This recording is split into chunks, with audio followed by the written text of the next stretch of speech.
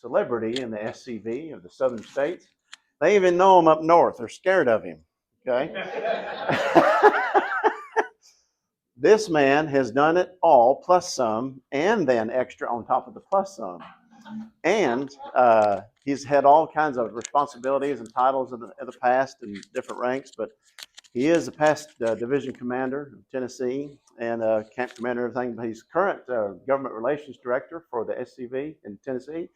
And if you want to know why the city of Franklin still has its seal with a Confederate flag on it, if you want to know why we have the current situation in good standing with the Historical Commission, where our monuments won't be jerked down and spray painted and memorials and things like that, it's this guy's doing right here. He's the brainchild for that legislation.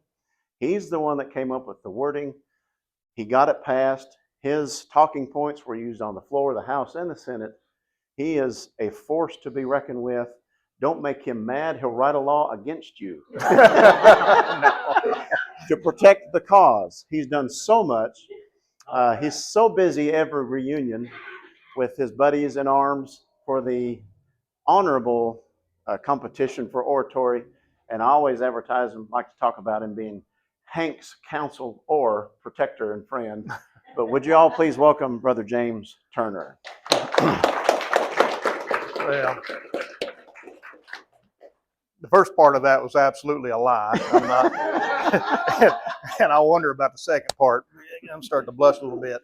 My name is James Turner. I'm from a little town called Granville down here. We've talked about it. Not Mike, dead on. You nailed perfectly on Harvey Dillard and Sidney Stanton. I grew up in almost what you'd call downtown Granville, but my grandparents lived in Holloman's Bend. My mom was a Holloman. We're talking about the Hollamans. Across the road from where Harvey Dillard is buried. So that was somewhere that I spent time as a youngster. And when I grew up, I stayed most of the time up in the summer. That's where we farmed. We still have a farm up there. I got to play with my great-great-grandfather's uniform, James A. Boyd from 16th Tennessee. Some years later, some terrible things happened in the family with a great uncle, and he sold a lot of stuff to pickers. And that uniform was one of the things that went off to the pickers. It's a sad day. But when to the good side, they didn't get everything. And when my great uncle passed away, we went looking. One of the first things I went looking was for that uniform, but I did find some of his old United Confederate veteran stuff and a book from Colonel John Savage. Colonel John Savage of the 16th Tennessee was elected, as you know now. Sometimes that's the problem with our officers, Mike. They got elected when they should have been something else. But in that book on Colonel Savage, I read it when I was younger, and I read it a few times more, started lending it out. It's kind of a rare book. So a couple years ago, I got serious about annotating and editing that book on Colonel Savage, and some assistants, David Daniels, and a lot of folks along the way that helped me with it. And we're going to have that published next year. University of Tennessee Press is picking it up. But one of the things that was most interesting to me as I read that was it kind of turned on its head a little bit about what Tennessee politics was at that time. I had in my mind that first there was Andrew Jackson, and everybody in Tennessee was a Democrat from that point on. And Isham Harris was the greatest governor that ever existed, and there was not one person in the world that would debate that.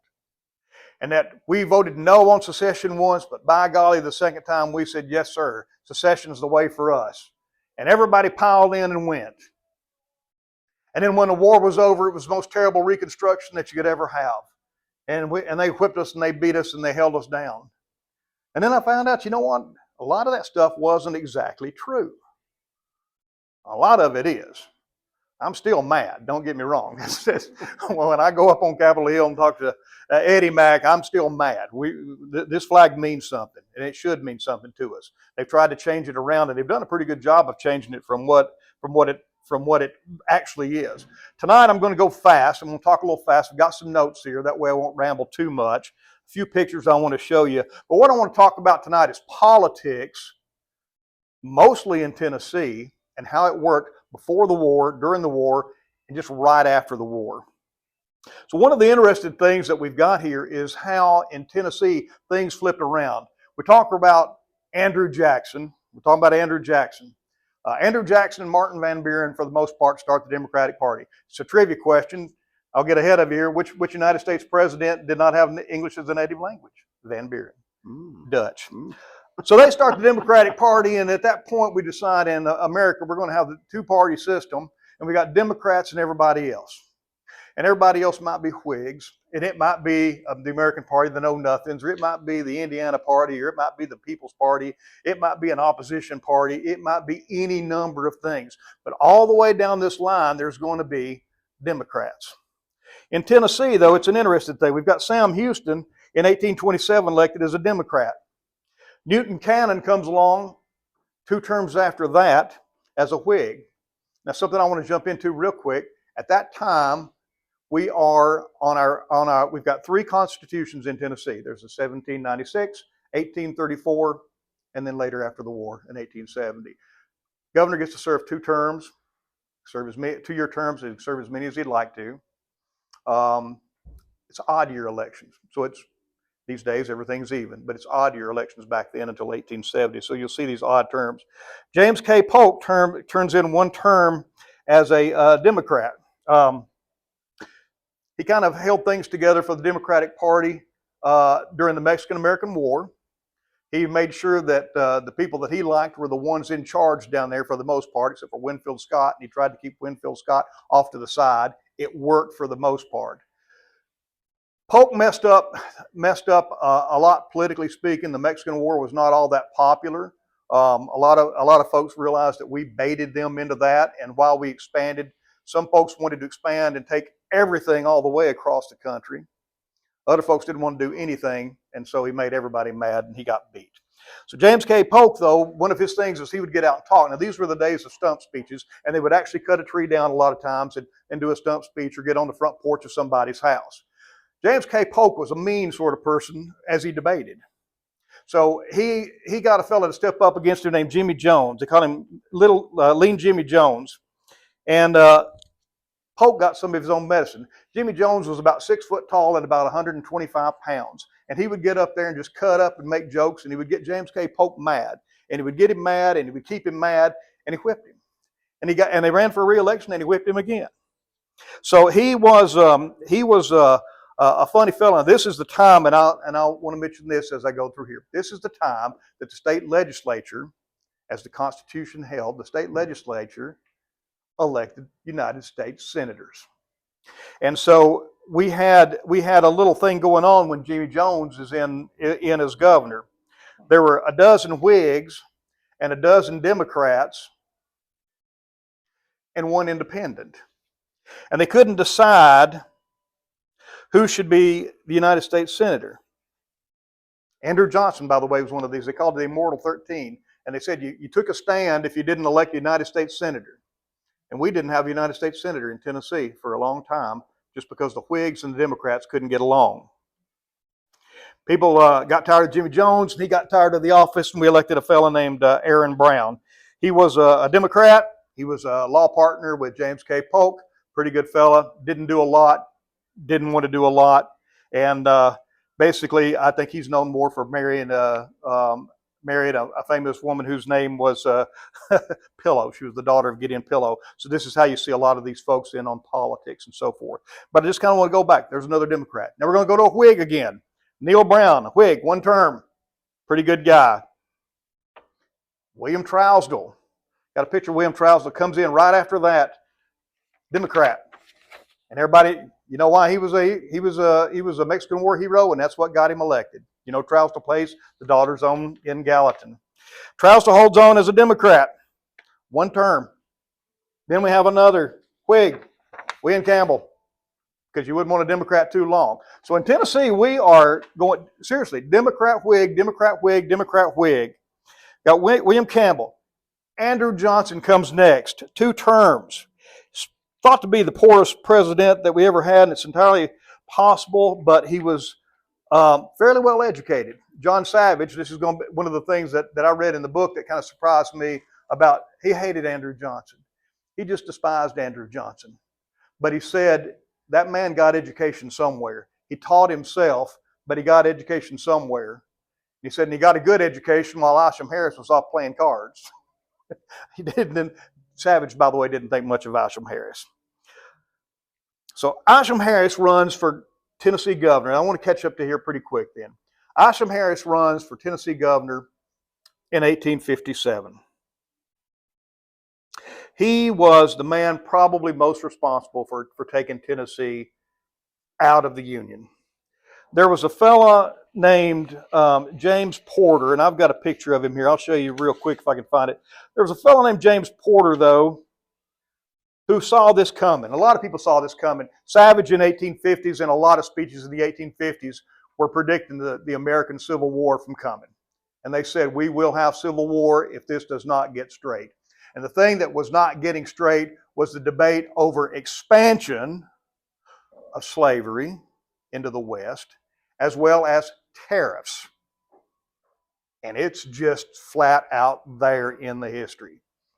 And it's not about slavery staying in the South or anything like that. It is about the expansion of slavery, and it's about tariffs. And to be honest, it's a little bit about they ain't like us, and it's 160 years later, and they ain't like us yet.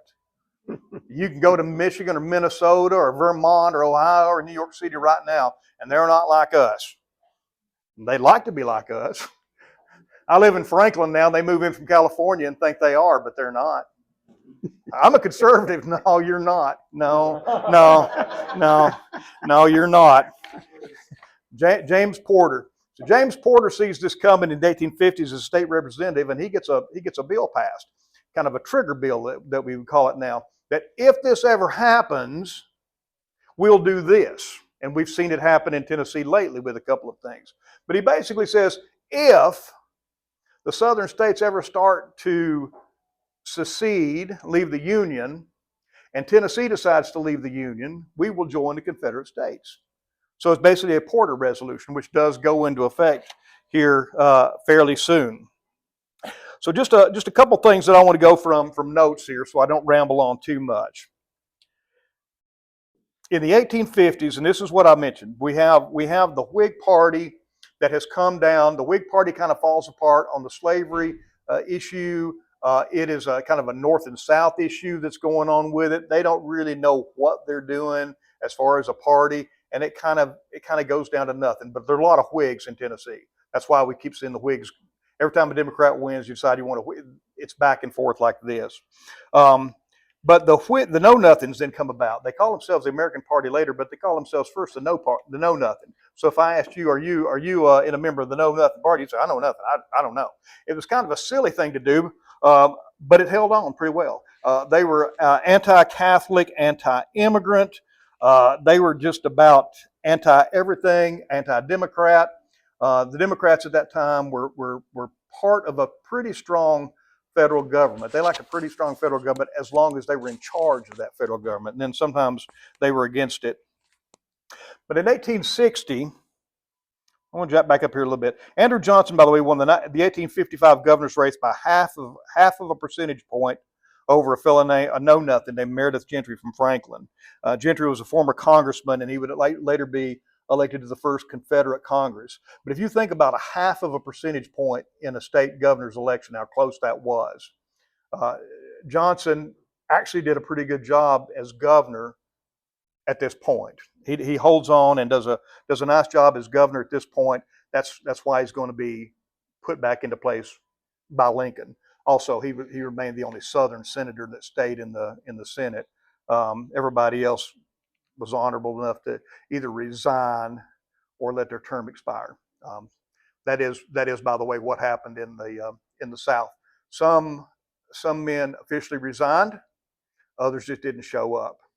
It was they didn't even recognize the United States government. Basically, it just didn't show up. I think it was probably all right to resign. That way, you got to say your last word on the way out.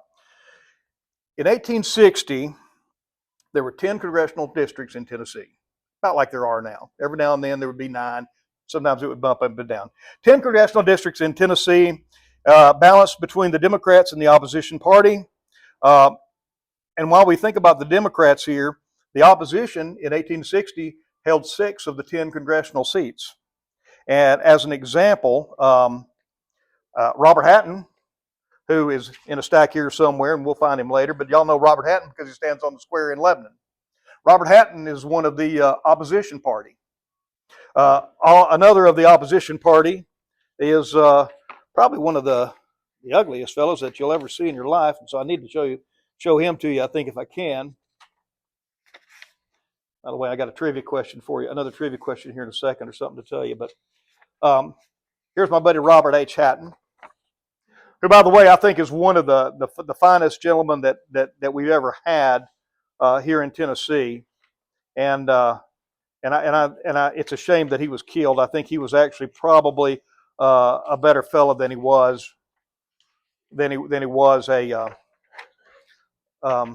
soldier. He was going to make himself get killed. Sometimes these guys, they rode to the front. Officers did. I think the officer corps lost something like 30% more. Stokes is probably so. Here's another one of that. But you get our guys together. Like these guys will later become opposites on the battlefield, but at that time they were kind of aligning together. It's what they call the opposition party. There's a thought that the opposition party might have actually turned into something if the war hadn't come.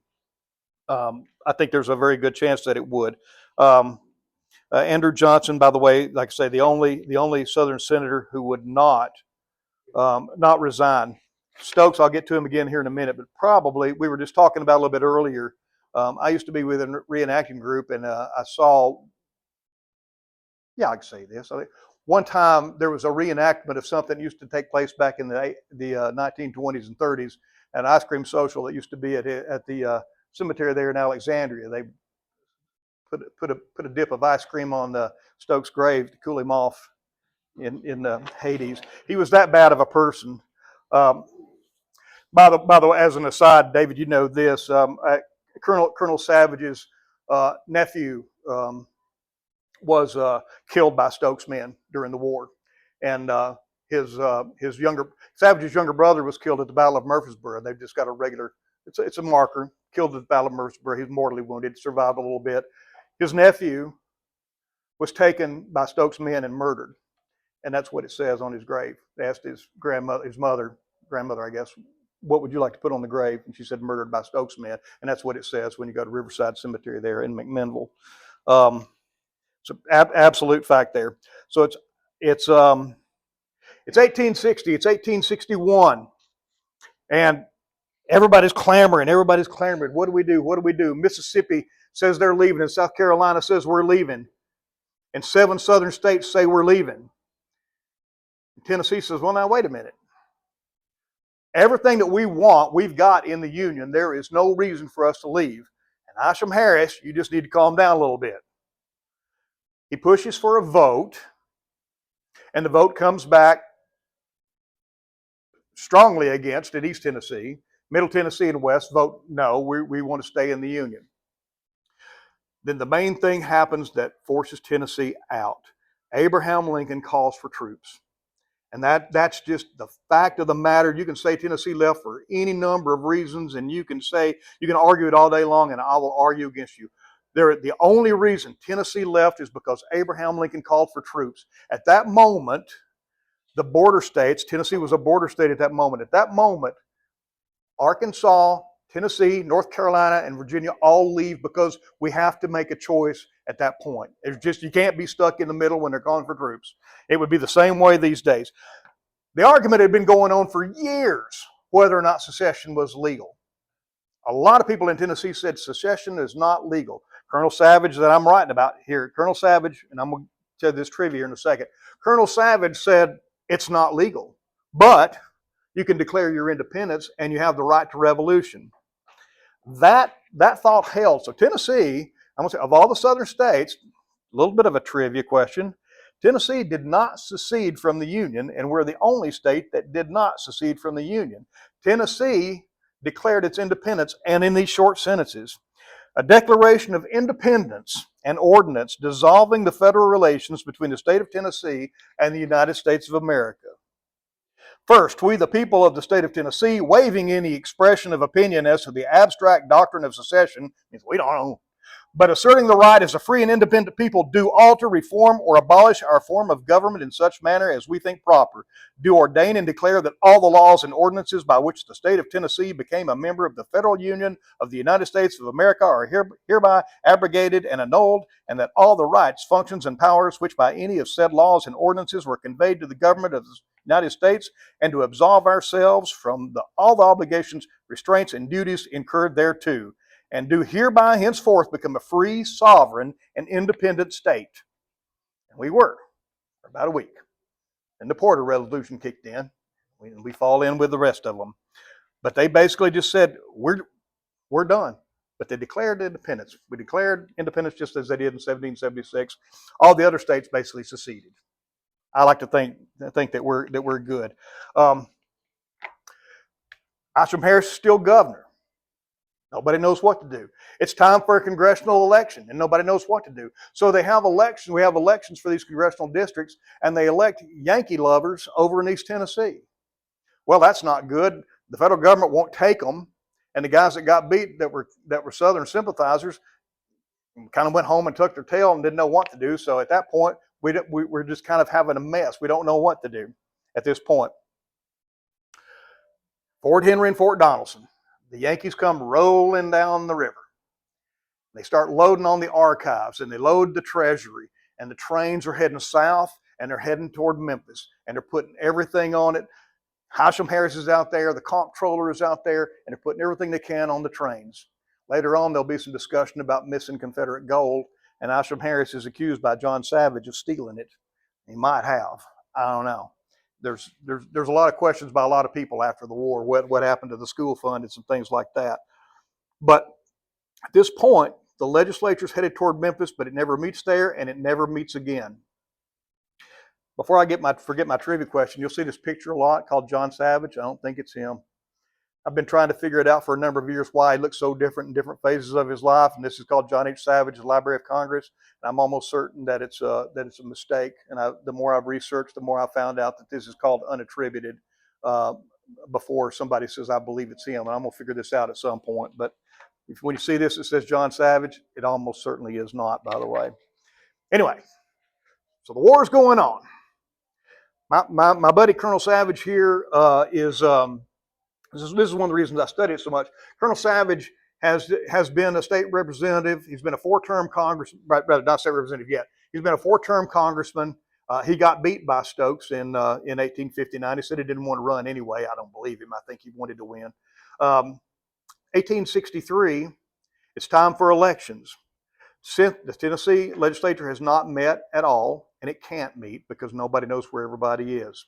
So they're down south around Winchester, Tullahoma, Chattanooga, in that area. But the Governor Harris decides to call for elections. He's constitutionally required to have an election. He is also term limited.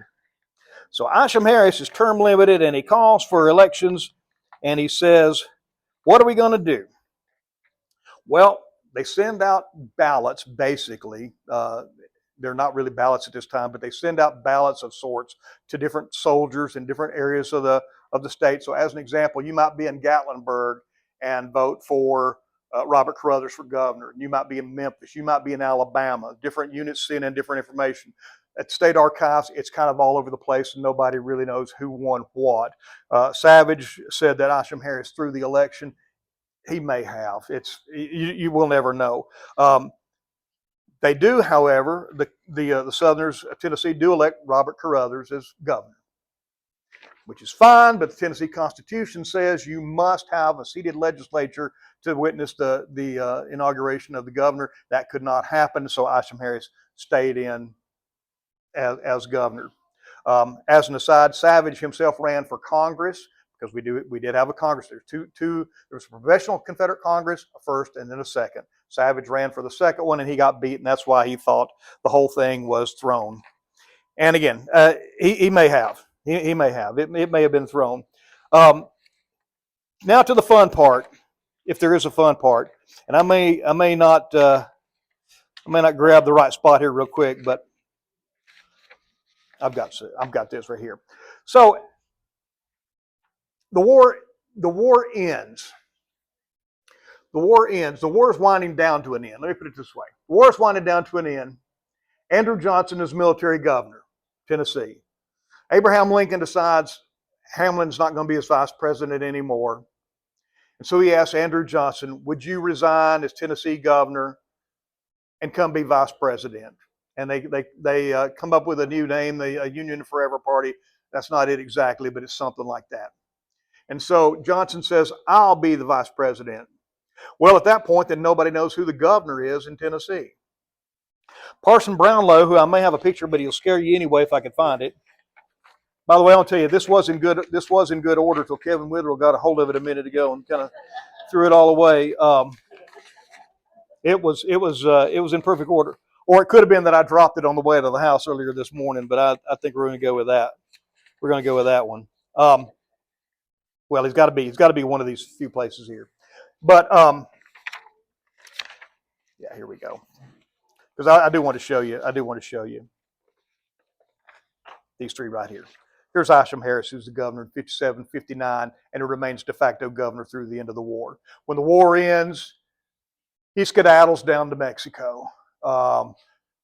When things start falling apart in Mexico, he takes off to England. Parson Brownlow becomes governor after that and says he'll not prosecute Isham Harris, and Isham Harris says, okay, that's fine, and he comes back.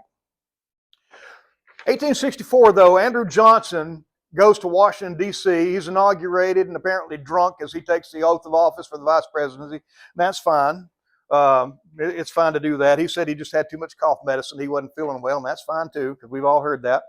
They don't know who the governor of Tennessee is. So Parson Brownlow comes in from Knoxville, and he's a hateful man. He's been a Whig and a little bit of everything else. He hates the South, but he's pro-slavery. But he hates the Southerners. He hates the secessionists. So he comes in as a pro-slavery fella, but then he starts trying to be sure that slavery is abolished. He wants to harm everybody that he can.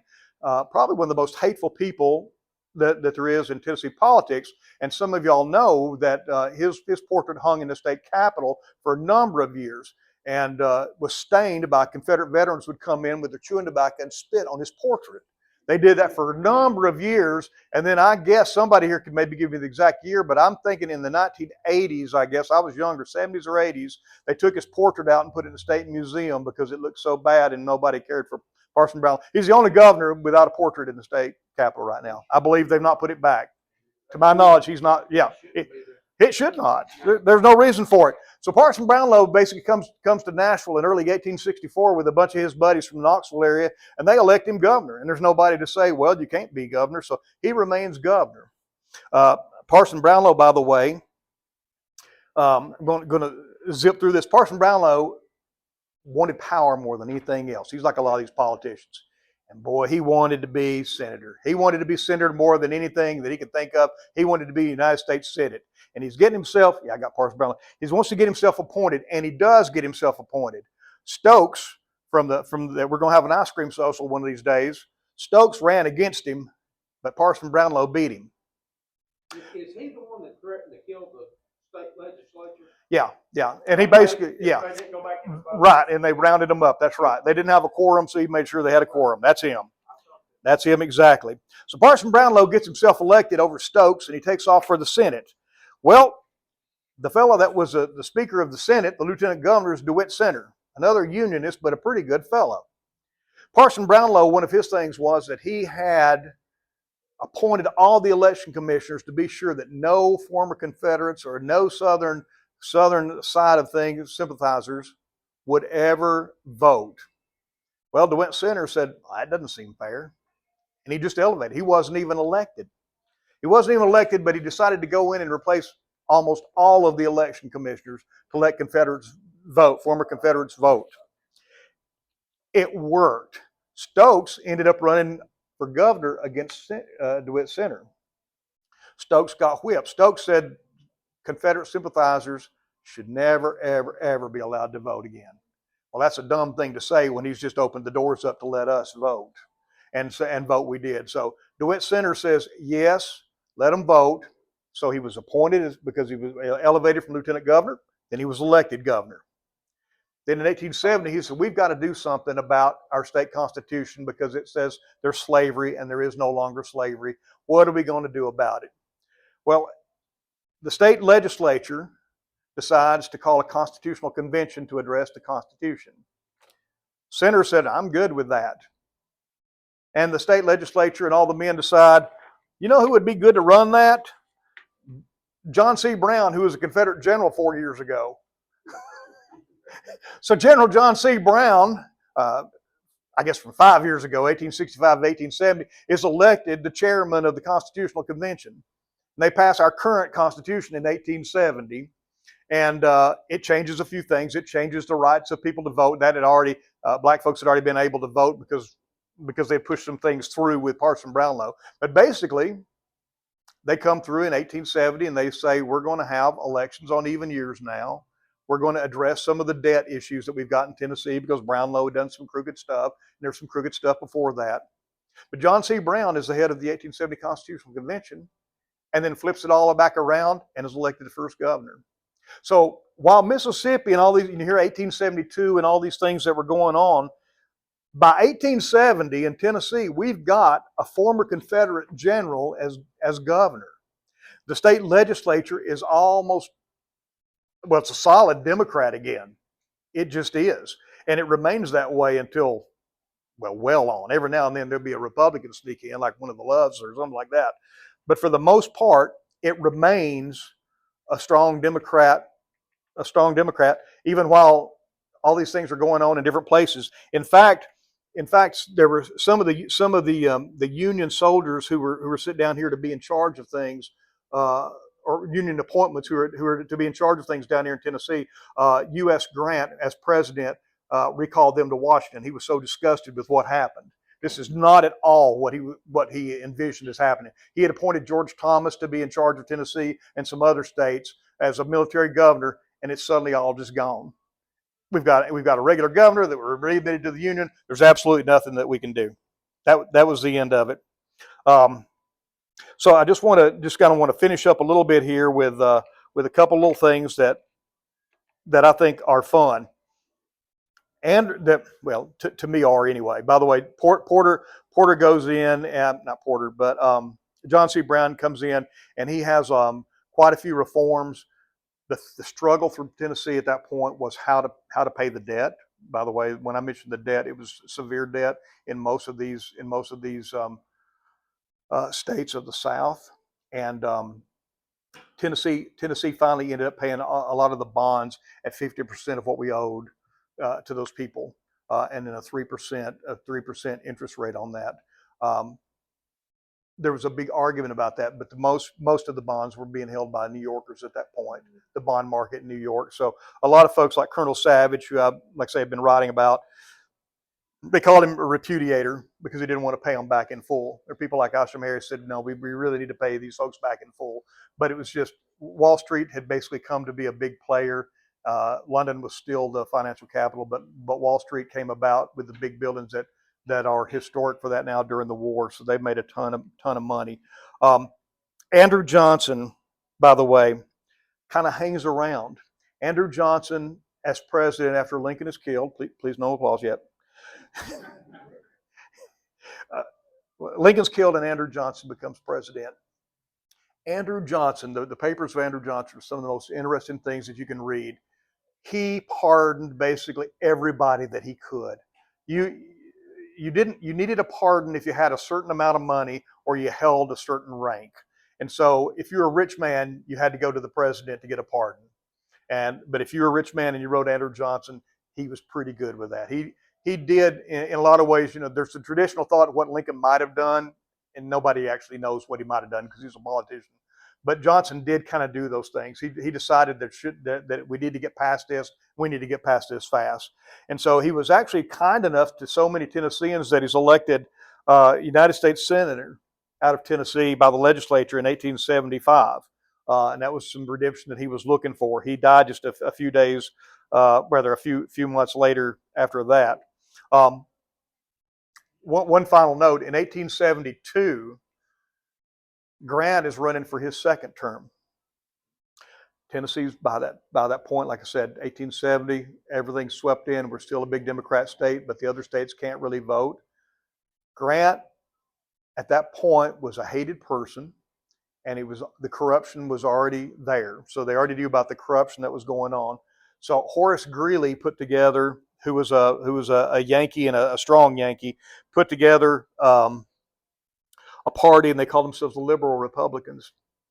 The Democrat Party decided almost entirely not to have a convention and not to nominate anybody in 1872. So while they had basically this liberal Republican convention in Baltimore, Maryland, and all the Democrats went to that and nominated Horace Greeley, who was soundly defeated by U.S. Grant in 1872, which probably worked out for the best in the end anyway, because Horace Greeley died soon after that. But anyway, the point that I want to make of this is kind of where I started on this as I wind it up. I've always had that feeling, and y'all are probably smarter than I am, and I know you're better looking because I can see that. I always had this idea, though, Jackson, it was Democrat, and by golly, you better be a Democrat all the way through, but it wasn't. Democrat, Whig, Democrat, Whig, Democrat, Whig, no nothing, Democrat, no nothing. 1860, we've got the majority as opposition party, which means anything but Democrat. And even during the war, these guys are anti-Jefferson Davis, they're anti-Richmond, they're anti-big government, and they're running for Congress. And these guys are debating. It doesn't really matter a lot in Congress.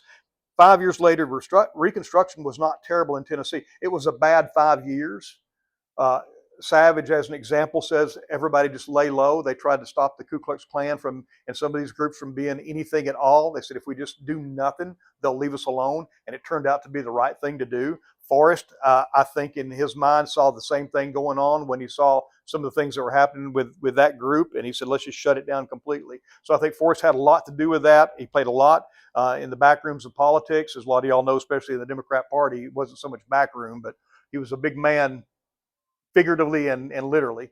But anyway, so Democrats for a long, long time. I think it's an interesting thing. I'd like to come back one of these days when we get the Savage book printed up sometime and talk about him a little more in depth. But appreciate y'all's time today. Thank you.